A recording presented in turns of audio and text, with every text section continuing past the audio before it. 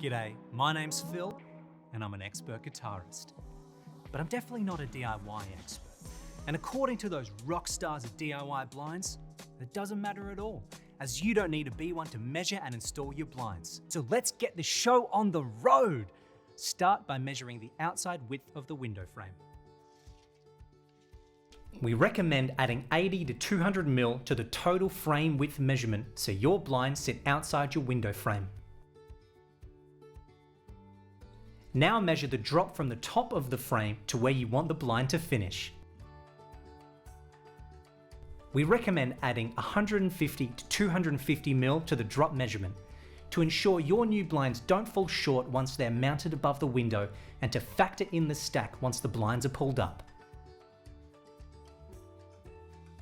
For shorter drops, we recommend that the blind sits 50 to 100 mil below the sill. For full-length windows, we recommend you measure to 20 mil off the floor. And for drops over 2410, we recommend a 30 mil clearance from the floor. And that's your final number. I'm gonna head off and write some sweet new tunes. And you're all good to order your Roman blinds. DIYBlinds, DIYBlinds, yeah. DIYBlinds, yeah.